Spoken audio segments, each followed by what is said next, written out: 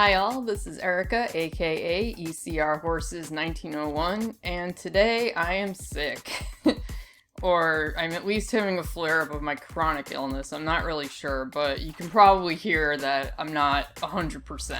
Nevertheless, I didn't want to go yet another week without doing a video, so here we are. We're gonna make the best of it. Today we're gonna talk about some of Breyer's other animal molds. I decided against tier ranking them because honestly, as you'll hear as we go along, I think they're all pretty great. So without any further ado, let's just jump right in. The first category, and what we're gonna cover in today's video, is farm and ranch animals. And we're going to start with the Black Angus bull, introduced in 1978 and sculpted by Chris Hess. This model had a long and healthy run from 1978 all the way to 2004. He's also had a couple of special runs, including the Red Angus bull I mentioned in one of my previous videos, who was created in 1984 for the Iowa Red Angus Association. There was also Hamish, who was a 2020 Breyerfest special run with this very appealing speckled red and white coat.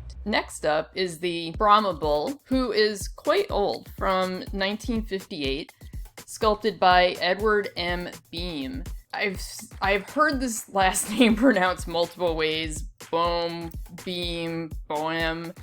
One of the reference books that I have is pretty insistent that it was pronounced Beam, so if you know differently, please let me know in the comments, because that's what I'm going to be going with throughout these videos. Anyway, if that name, such as it is, sounds familiar, you're probably up on your Adios mold history, but that's a whole other video.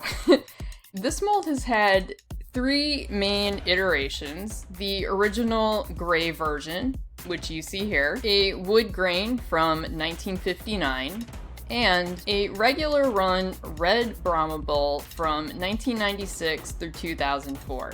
In 2016, he was a Breyerfest special run as Zebu, who I really love the details on. I need to try to get my hands on one of these guys. He has also been a one-of-one Breyerfest auction lot twice, in 1993 and then 2003. Bucking Bull, introduced in 2001 and sculpted by Carol Herden. These guys are technically classic scale. They each come with the rider, and two of the three are considered part of the larger PBR Professional Bull Riders series. These have some fans. Every time I have seen one of these pop up anywhere online, it sells instantly. These particular models haven't been around since 2006, but some of the collectibles are still around, and they are fine detail-wise, but I think I prefer my bulls rider-free. Calf, introduced in 1972 and sculpted by Chris Hess. I can't even, but in a good way for once. I am not one of those people, I think you know by now, who describes every model as so cute, because that is just not my general vibe. But this calf mold is extremely adorable. He's had a fair amount of regular runs since his creation, most recently in the 2015 through 2016 cow and calf set. He's been part of a couple of really nice special runs. In 2008 as a Breyerfest special run, Heidi and Edelweiss, the Simmental cows, and in 2017 as a web special, Eldora and Soul. He was also a Breyerfest live auction twice in the 90s. This guy is from 1995, and he was actually his own individual lot, so not paired with the cow as he usually is, as you've seen. He went for $200, which is wildly low for an auction now, but not so much back then. Charolais Bull, introduced in 1975 and sculpted by Chris Hess.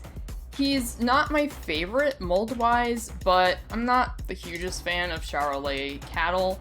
So that's a me thing more than anything. He has actually been used for a number of special runs, including the 25-piece Rodeo Drive from 2008's Velvet Rope event, and Ruben, a very old-school Breyer Red Roan, who was a web special in 2019. He has also been a BreyerFest live auction twice. Cow, introduced in 1972, sculpted by Chris Hess. Like the calf, she's been used to represent a variety of dairy breeds, from Holsteins, like you see, to Jerseys, and more. This model has also been used quite a bit for various special runs, a couple of which I previously told you about when she was paired with the calf. Some other interesting examples of this model being used are the 2001 Weber Scientific Frequent Buyer Program model, that's a mouthful, in which she is black and white with a blue Weber logo on her left side and a hang tag, the inside of which contains some fun milk and cow facts. Yay!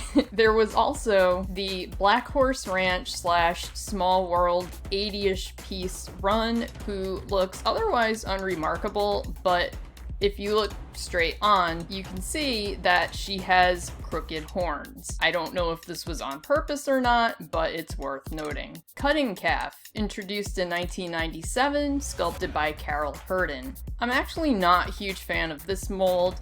I think it's just difficult to capture a calf in this type of movement and not have it look wonky. This mold has only been used as regular runs, always with the Cutting Horse classic scale model, who you see in a minute. I don't really have too much else to say here. If I had to choose a favorite, I'd go with this chestnut and white version, there he is, from 1997 through 1999, who was partnered with the buckskin horse that you see here. Jasper the Market Hog, introduced in 1974, sculpted by Chris Hess.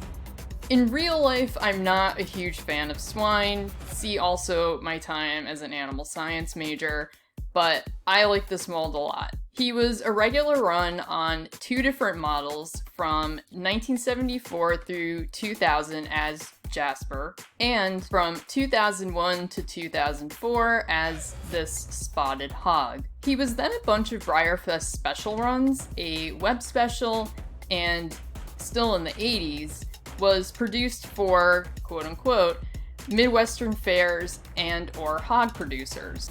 Anyway, he was produced for those or them as various iterations. He's been a BreyerFest live auction model twice, and I'm sorry, but you cannot help but like When Pigs Fly from 2001, but he sold for just $750, which was one of the lowest selling lots that year. Again, if only I could go back in time and be part of the hobby, but with the money I have now.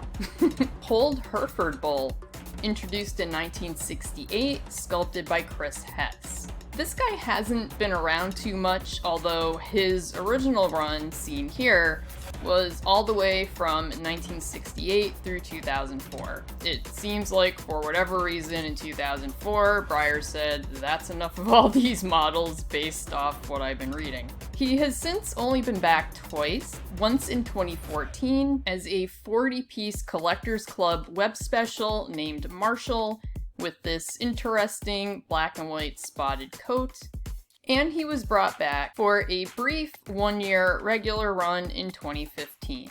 The only other known versions of him are from the Sears Holiday Catalog in 1979, and potentially as part of a lamp from the late 60s or early 70s, though Identifier Breyer does state that very few of these models are known to exist, and only one that is supposedly from the lamp, but is off the lamp. Roping Calf, introduced in 1999, sculpted by Carol Hurden. Like the Cutting Calf, this calf has been part of a few different sets, but not since 2004, again, so he had a relatively short run. There's not much to say here. I do prefer him to the Cutting Calf. however. Spanish Fighting Bull, introduced in 1970, sculpted by Chris Hess. I said in my Grails video that I like pretty much every iteration of this mold, and that is still true. He's been a Breyerfest special run several times, and in my opinion, all but one are really nice. There's Magnifico from 2004, Le Taureau from 2015, and Gnosis in both a regular chestnut that you see here and a gold deco version from 2021. He has also been a Breyerfest 1-of-1 live auction just one time in 2006, where he sold for a relatively low $1,000. Texas Longhorn Bull, introduced in 1961, sculpted by Chris Hess. This boy has been sold consistently in many different ways: regular run, Breyerfest special run, QVC, at the Scottsdale Arabian Show, etc, etc, etc. It's hard to pick favorites with him, but Babe certainly wins brownie points for harkening back to the classic Wedgwood blue that you used to see more on Breyer models. He was sold, supposedly, we'll get into this, he was sold in 1960 for the Paul Bunyan restaurant, or at least that's what Identifier Breyer states. Now, I do have a few reference books that I have picked up recently, and in this one here, there you go, sorry for the glare, but in Nancy Atkinson Young's Breyer Molds and Models, Horses, Riders, and Animals, the 5th edition, there is more to the story. So as the blurb about this model goes, and I quote directly from this book, "Only 2 specimens of this blue bull are known to me, both of them found by collector Antina Richards Pennick at a flea market in the Midwest in spring 1997. One of them was purchased by collector Blaine Kukovich, who kindly allowed me to inspect it at Breyerfest in 1997. The bull has the round Breyer Molding Company copyright stamp, but no USA stamp, so he must have been made in the 1960s. The more specific period of 1963 through 65 seems likely, since this was the period of the regular run decorator horses. His blue color naturally suggests Babe the Blue Ox of Paul Bunyan lore, but whether this ties into the bull's origins is anybody's guess. So, a little bit of a mystery to this guy. Anyway, the Texas Longhorn mold has been a Breyerfest 1-of-1 live auction twice, in 2003, and with this guy, very fancy, in 2018, who sold for a respectable $2,400. Walking Black Angus Bull, introduced in 1960, sculpted by Edward M. Beam. So this mold only had 2 regular runs as a Black Angus Bull and a Polled Hereford Bull. Those both ended back in 1977. So this has not been seen for a while. A glossy, dusty brown, gray version was a Breyerfest live auction in 1999, but we do not have a picture of him, and he sold for only $725. The other biggest and most interesting thing about this particular mold is that it has had 3 different coat variations during its brief time. And you can see that and see a little bit more information if you come to the Identifier Breyer site. They list them up here at the top. There was the poodle cut coat, where you can see there's a big smooth patch over the cow's barrel. Then there's the semi-rough coat, which, as promised, is not quite as lumpy and rough as the full rough coat. So anyway, those are the 3 types of coats or variations that you could see on this mold. I do think it would be fun for Breyer to mix things up and bring this guy back from the vault. Finally, there is the Walking Hereford Bull, introduced in 1958, also sculpted by Edward M. Beam. He was a regular run from the year he was introduced through 1981. After that, he has appeared approximately every 10 years or so since the year 2000, most recently as Bunyan, looking a bit familiar perhaps, in 2022 as a 58-piece web special.